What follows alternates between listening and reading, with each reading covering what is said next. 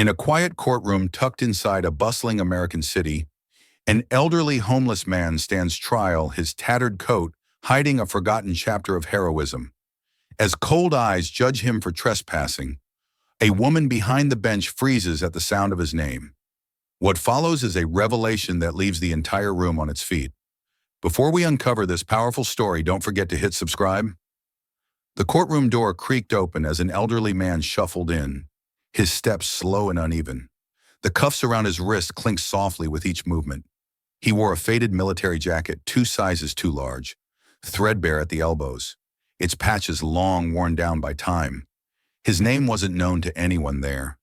To them, he was just another drifter, another problem to process and forget. He stood before the clerk, eyes lowered. "Name," the clerk asked, her tone clipped in routine. He raised his head just slightly, his voice raspy from cold and disuse. "Raymond Ellis, Sergeant, United States Marine Corps." The room fell into a brief, imperceptible stillness, like a breeze that passes but leaves something stirred behind. He was 70 now, weathered, stooped. His hands trembled not only from age but from winters survived on concrete and cardboard. He had once stood straight in dress blues, medals gleaming proudly on his chest, saluting flag and country. Now he stood in second-hand clothes, brought in for sleeping too close to the warmth of a restaurant vent. Outside, December pressed its chill against the windows. Inside, the fluorescent lights made his lined face look even more hollow. They called his case number disturbance, trespassing, resisting. The officer claimed he refused to move. Raymond hadn't refused. He had asked for 5 more minutes to finish a sandwich someone had slipped him through the back door. But explaining himself no longer mattered. In places like this, once you're labeled homeless, people stop hearing your name, except for one. Behind the bench, Judge Eliza Monroe froze. Her fingers tightened around the folder. That name, Raymond Ellis, it was carved somewhere deep in her memory, wrapped in dust and a flag. She stared at the man and whispered to herself, "It can't be." Judge Eliza Monroe sat in silence, her hands resting stiffly on the desk as the echoes of his name bounced around inside her chest. Raymond Ellis.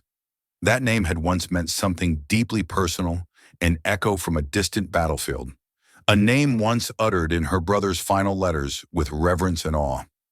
Her heart had leapt the moment he said it, but now she struggled to keep her expression unreadable, her posture composed, as the gears of the courtroom ground on like a machine that could not pause for emotion. It had been over 20 years since she had last seen her brother, Captain Nathan Monroe, alive.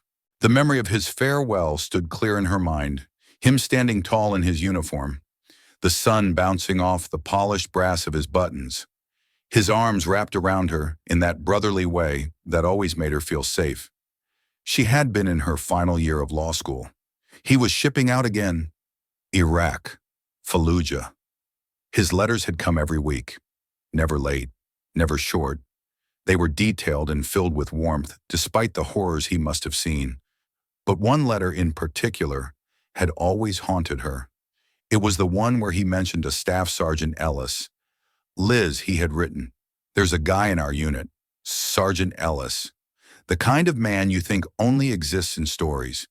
Yesterday, he ran straight into enemy fire to pull me out when I got hit. I told him to leave me behind. He refused. Said, 'Not while I'm breathing.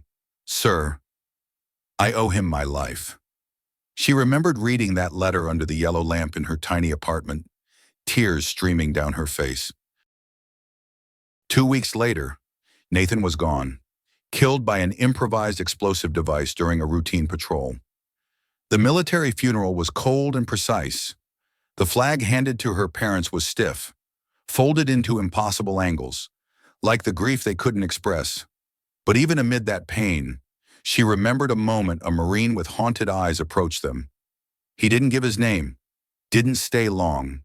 He simply said, "Your son saved mine," and then he walked away. She had always suspected that man was Ellis. After the funeral, she wrote letters, made calls, tried to find him, but she was told Sergeant Ellis had been redeployed immediately. Later, when she inquired again, they informed her he had been honorably discharged due to combat-related trauma. No forwarding address, no phone number, no trace. She had tried to move on. She had taken the pain and turned it into purpose, becoming a judge, founding a veterans court program, advocating for mental health access and housing for those who had served and been forgotten. All because of that letter. All because of him. And now, after all these years, he was here, in her courtroom, in handcuffs, wearing a jacket more memory than fabric, accused of loitering and disturbing the peace for trying to stay warm.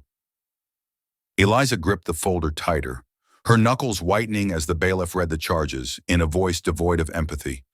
Trespassing, disturbance, resisting arrest. The words buzzed in her ears like flies on a wound. The prosecutor's voice was slick, confident, like someone who had never once missed a meal, never once slept outside. He spoke of Ellis like he was a burden, a nuisance. She knew this story too well, how a man could serve his country and then fall through the cracks like rainwater through rusted grates. She had seen the system fail too many. But this wasn't just another case. This was personal. Still, she couldn't reveal that. Not yet. Eliza. A quiet voice broke her thoughts. It was David Langston, seated beside Ellis now, having appeared out of nowhere. He was more than just a lawyer. He was a friend of the family. He had known Nathan. Eliza glanced at him with guarded eyes. David nodded slowly, signaling he knew who Ellis was. "It's him," he mouthed. She looked at the man sitting in the defendant's chair. His eyes were tired, his shoulders sunken. But there was something familiar in the shape of his face, the set of his jaw, the way he held still despite the discomfort of attention. Yes, it was him. What had life done to this man? The next few minutes passed like a blur. A brief recess was called. She retreated into her chambers, closed the door behind her, and finally let herself breathe. She opened the bottom drawer of her desk, reaching for a leather envelope she hadn't touched in years. Inside, folded carefully, was Nathan's letter, the very one where he wrote about Ellis. She unfolded it with shaking hands. The ink was faded now, but the words still burned. "He's the reason I'm alive today. If I become half the leader he is, I'll consider myself lucky." Her breath hitched. How had the country failed this man so completely? How had he gone from battlefield hero to invisible statistic? She didn't cry. She hadn't in years. But a single tear slid down her cheek as she whispered, "I'm sorry it took this long." There was a knock at the door. David stepped in, closing it behind him. "You all right? It's him," she said, pointing to the letter. "That's Sergeant Ellis. That's the man who saved Nathan." David didn't respond right away. He just looked at her, reading the storm in her expression. "What are you going to do?" he asked quietly. "I don't know yet," she said, "but I'm not letting him slip away again." Outside the chamber door, Raymond Ellis sat in silence, unaware that the course of his life had just shifted, not by mercy, but by memory. Raymond Ellis sat still on the cold wooden bench, his hands resting on his knees, fingers curled loosely as if holding on to something invisible. He didn't belong here, not in the traditional sense, not in the way people think of criminals or those who disturb the peace. Yet here he was, waiting in a courtroom that smelled of stale coffee and forgotten stories, while the world passed judgment on him for trying to stay warm on a winter night. He didn't expect sympathy. Life had long taught him not to. Since leaving the military, he'd faced one silent rejection after another. Jobs that never called back. Apartments that required credit scores he didn't have. Faces that turned away as soon as they saw his overgrown beard or heard the tremor in his voice. Being invisible had become safer than being seen. So when a sharply dressed man with graying hair and a leather briefcase strode through the courtroom doors, Raymond didn't pay much attention. Not at first. The man walked with certainty, each step echoing on the polished floor. He approached the public defender's table vacant that morning, due to an emergency hearing and placed his briefcase down. Then, in a calm and composed tone, he addressed the judge. "Your Honor," he said, "David Langston for the defendant. I've been retained to represent Mr. Ellis." Raymond blinked. The judge lifted an eyebrow, her voice neutral. "Mr. Langston, this court was not informed of any representation. Mr. Ellis is listed as appearing without counsel." "Yes, Your Honor. This is a very recent development." Raymond turned toward him. I didn't call anyone," he whispered. Langston leaned down and said quietly, "You didn't need to. Someone else did." Confused, Raymond looked around, as if expecting to see a familiar face in the gallery. But there were none. No friends, no family. No one who might have had the means or the reason to send a lawyer in an expensive suit to help a forgotten man in a borrowed coat. The judge narrowed her eyes slightly but nodded. "The court will allow a brief recess for counsel to confer with the defendant. 15 minutes. Langston gave a polite nod. "Thank you, Your Honor." The judge left the bench and disappeared into her chambers. As soon as the door closed, Langston pulled his chair closer to Raymond, opened his briefcase, and removed a folder thick with documents. "I know you have questions," he began, voice soft but firm. "But first, you need to understand this. I'm not here to take your money. I'm here because someone finally saw you." Raymond tilted his head, guarded. "Why now, after all this time?" Langston hesitated, then flipped open the folder, revealing several official-looking forms and a photo. Raymond glanced at it. It was a much younger version of himself, standing beside another Marine in dress uniform. The second man was smiling broadly, an unmistakable sense of camaraderie in their stance. "I was asked to find you years ago," Langston said, "by someone who never stopped trying to track you down." "Who?" Raymond asked, frowning. "Judge Monroe." Raymond stared at him. "She was Eliza Monroe back then. Sister to Captain Nathan Monroe. You remember him, don't you?" Raymond looked away. Of course he remembered. The officer who bled out in his arms despite every effort to save him. The letters he wrote to the family afterward. The funeral he watched from a distance, not daring to approach. The guilt that had followed him ever since. "I thought he died later," Raymond murmured. Langston nodded. "He did, 2 weeks after you saved him.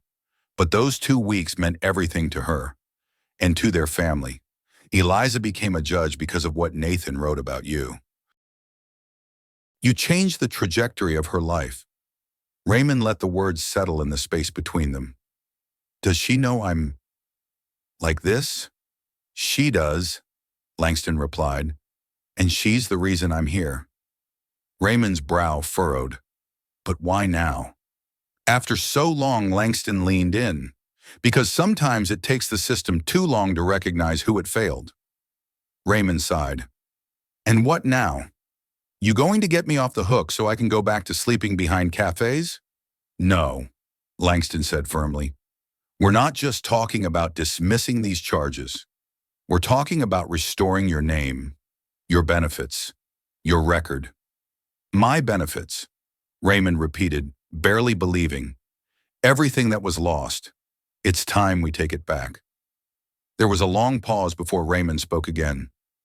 "I didn't save him for a medal. I didn't expect anything." "I know," Langston replied. "But that's exactly why you deserve it." The bailiff re-entered the courtroom, announcing the end of recess. Judge Monroe returned, her expression composed but her eyes slightly glassy. She glanced at Raymond briefly, something unreadable flickering behind her gaze. Langston stood. "Your Honor, my client and I are prepared to proceed." The room seemed quieter than before, thicker, somehow with the weight of what was now known and what was still waiting to be revealed. Raymond Ellis adjusted his posture, straightening his spine just a little. For the first time in years, something stirred in him, not pride exactly, but the memory of it. He wasn't sure what would come next, but for the first time in a long while, he wasn't facing it alone. The courtroom. once a sterile arena of routine proceedings, now felt like it had pause caught in a quiet breath between bureaucracy and revelation.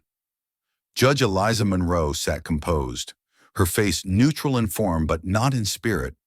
Beneath the bench, her heart was unraveling thread by thread, pulling at memories she had carefully stored away for years. But now, she needed more than memories. She needed the truth from him. She removed her glasses slowly and fixed her gaze on the man standing before her. "Mr. Ellis," she began, her voice steady, "your military record indicates deployment to Fallujah in 2004. Is that correct?" Raymond nodded slowly. "Yes, Your Honor. 2nd Battalion, 8th Marines, and on April 17th of that year, were you involved in an operation on the western edge of the city?" His eyes narrowed slightly, brows knitting in faint confusion, as if someone had reached into the past and dragged out a page he'd nearly forgotten. "Yes, ma'am," he said. "We were escorting a logistics convoy. Got ambushed. Heavy fire. It was chaos." Judge Monroe leaned forward slightly. "During that engagement, did you rescue a wounded Marine, a Lieutenant Nathan Monroe?" Raymond froze. The name hung in the air like smoke. He didn't answer right away. He closed his eyes, breathing slowly. When he opened them again, the years had rolled back behind his gaze. "Monroe," he said slowly.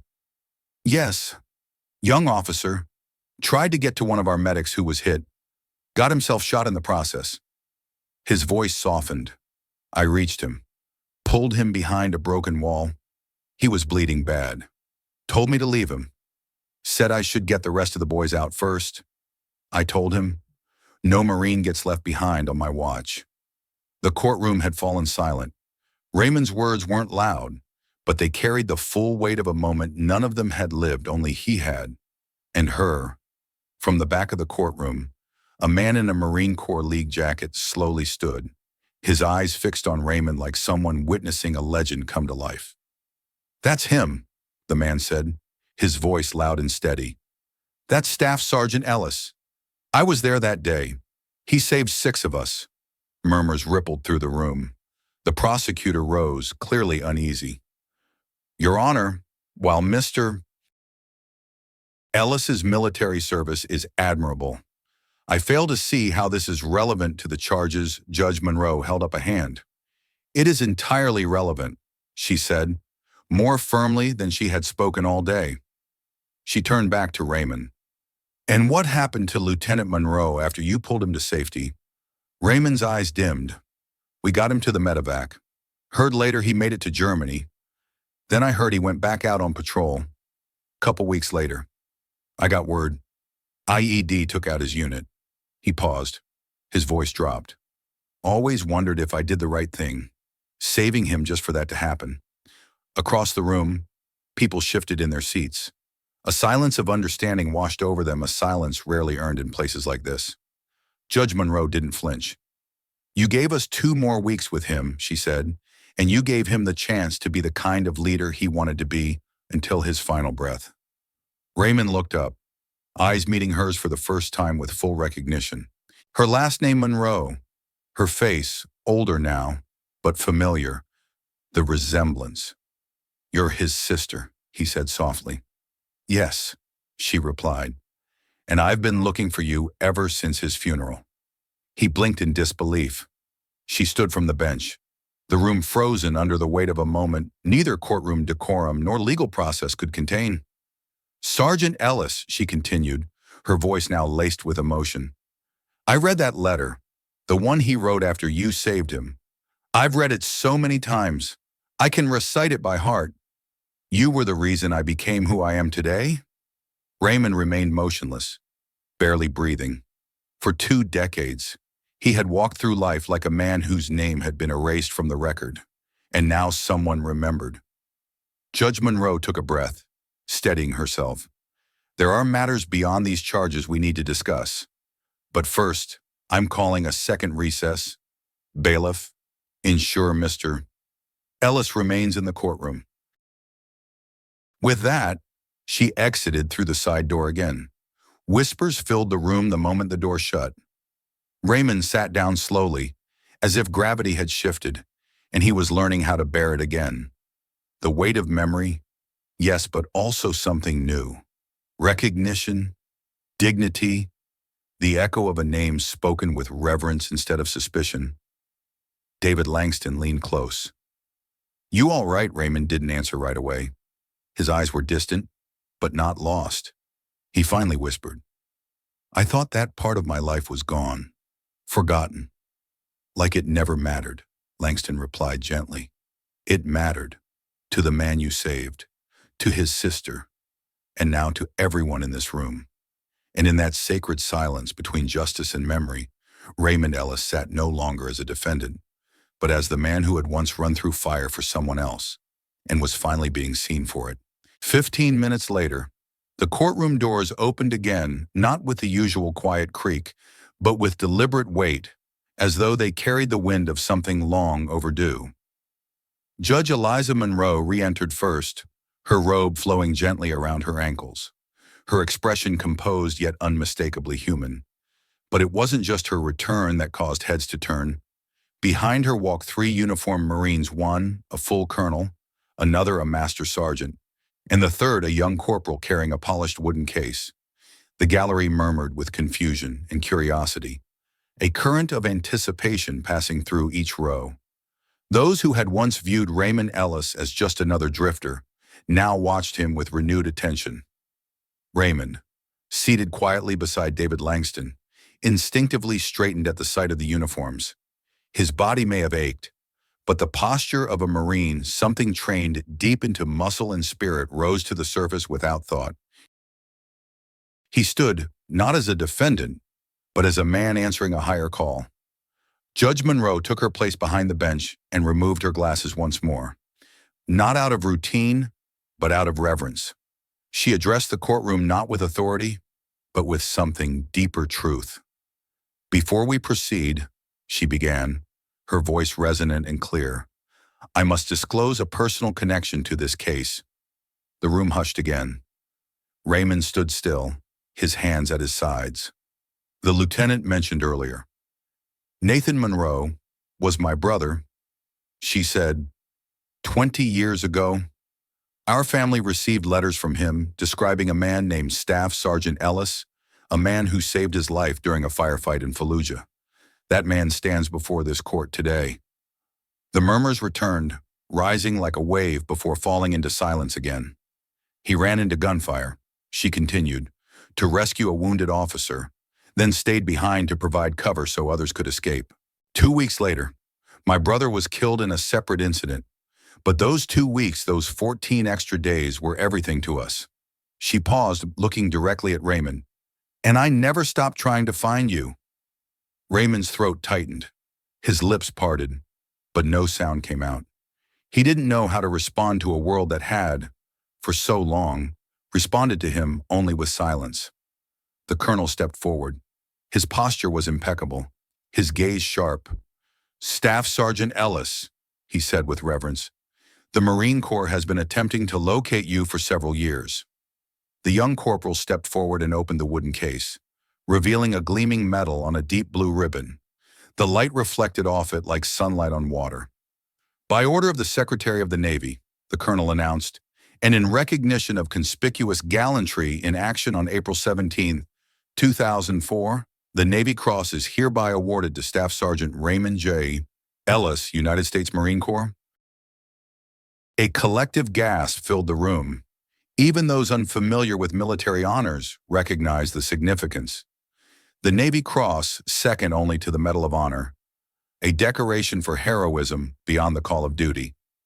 The colonel continued, "Intelligence recently declassified confirms that your actions not only saved Lieutenant Monroe and 5 other Marines, but disrupted a planned ambush that would have devastated the entire convoy.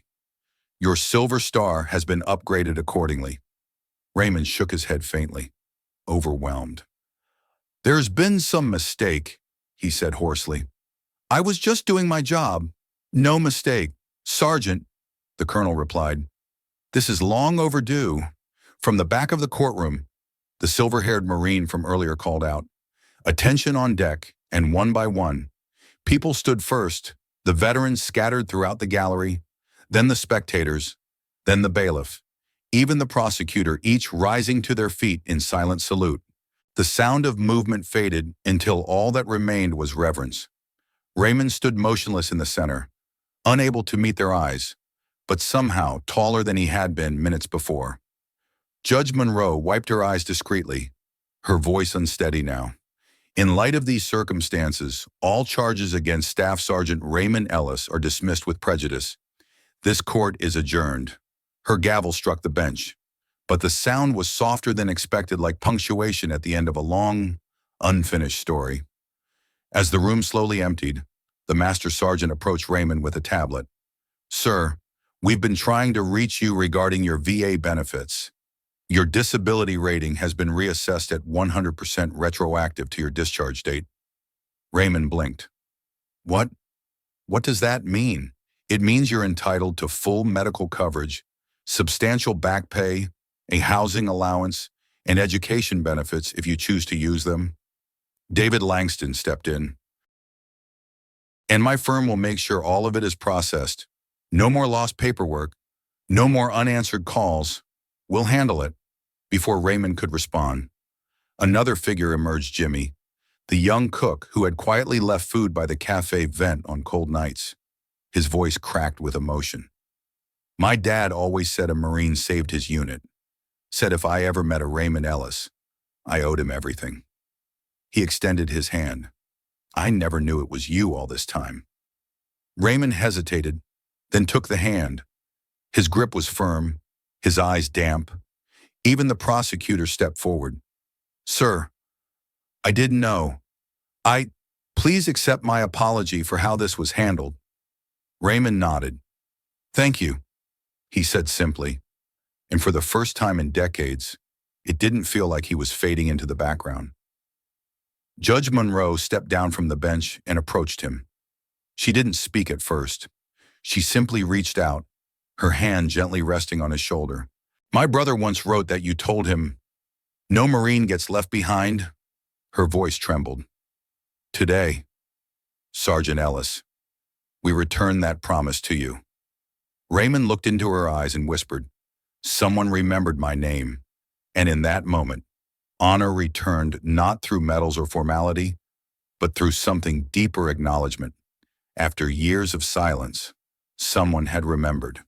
2 weeks later, Raymond Ellis stood in front of a mirror he still wasn't used to. His reflection stared back at him, thinner than he remembered, older than he imagined, but somehow steadier. The mirror hung on the wall of a modest one-bedroom apartment nestled inside a housing complex built for veterans who had once known the taste of both sacrifice and neglect. It wasn't grand, but it was his. 4 walls, a working heater, and a clean bed, luxuries he had stopped hoping for years ago. The room still felt unfamiliar. The walls were bare except for one frame above the small dresser. Inside it was the Navy Cross, glinting under the soft glow of the overhead light, mounted beside his old Purple Hearts and campaign medals somehow retrieved by David Langston from a storage unit auctioned off when Raymond had been unable to pay his dues. They had been scattered once, forgotten, but now they sat together in quiet dignity, not as decorations, but as reminders. Reminders of a life lived with purpose, even if the world had tried to bury it.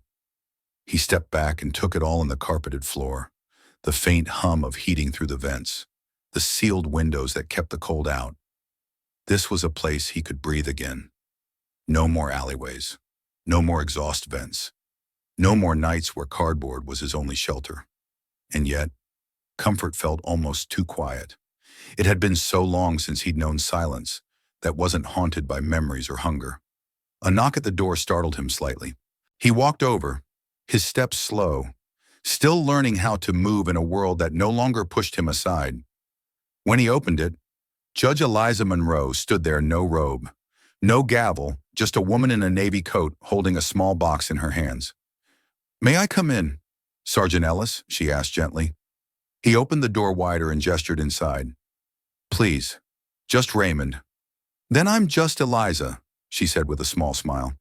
At least outside the courtroom. They sat in the small living area, the walls still echoing with emptiness. There was a stillness between them, not awkward, but tender. Two people brought together by fate, loss, and a moment of battlefield courage that had taken 2 decades to find its home. "I brought something," Eliza said, placing the box on the coffee table between them. "Thought you might want to see it." Inside was a bundle of letters, each one creased from being read over and over. "These are from Nathan," she continued. "He wrote every week during deployment. I kept them all." She handed Raymond one envelope, familiar handwriting across the front. "This one," she said softly. "He wrote the day after you saved him." Raymond held it carefully, almost reverently, as if the paper could crumble from the weight of what it held. He unfolded it and began to read aloud, his voice quiet but unwavering. "Mom, Dad," the letter began. "Don't worry about what you're seeing on the news. I'm safe, thanks to someone I hope you'll hear about someday. His name is Staff Sergeant Ellis. Yesterday, when our unit was ambushed, I got hit trying to get to a wounded corpsman. Ellis didn't hesitate. He moved through fire that should have dropped anyone, pulled me out, stayed behind to cover the others. I ordered him to leave me. He refused, said, 'No Marine gets left behind on my watch.'" Raymond paused, the silence folding around him like a blanket. "He wrote about you often," Eliza said. "Said you were the kind of Marine he aspired to be. He was a good officer." Raymond replied, his eyes still on the paper.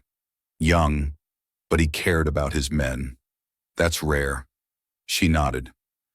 "After we lost him, I went to law school, started the Veterans Court program, the housing initiative. It all began because of that letter, because of you." He shifted uncomfortably, unused to praise that reached so deeply. "I'm no hero," he said after a moment. "Just did what needed doing." "That's what heroes always say," she whispered, and they sat in silence for a while, letting the weight of those years settle between them. Then, as if peeling back one final truth, she added, "There's something else you should know. The day Nathan died, he was leading a mission he volunteered for, hunting a cell that was targeting civilians. His final letter home said he wanted to live up to the standard you set. He walked into danger with the same courage you once gave him." Raymond closed his eyes. For years, he had carried the guilt like a wound that never closed. He had wondered if pulling Nathan from death had only delivered him to it weeks later, had wondered whether he'd made the right call, whether his actions had meant anything at all. But now, something within him shifted. "He didn't die because of you," Eliza said, reading his silence. "He lived the way he did because of you." Outside, snow had begun to fall, a gentle hush covering the city. Raymond rose and stood by the window, watching it blanket the sidewalks and rooftops in quiet grace. The world looked softer than it had in years. "All those years on the street," he said, voice barely audible. "I kept thinking nobody remembered, that it all meant nothing in the end." Eliza stood beside him. "It meant everything. To him, to me, to the Marines you saved." She reached out and placed a hand gently on his arm. "Nathan used to say, 'The measure of a Marine isn't what he does when the world is watching, but what he does when no one is.'" She looked at him with soft eyes. "You lived that truth, even when the world looked away." Raymond stood taller, his posture no longer defined by the weight of years, but by something else, something healing. And in that moment, no medals were needed, no speeches, no applause. Only this, the quiet return of dignity. Someone remembered his name, and that was enough to begin again.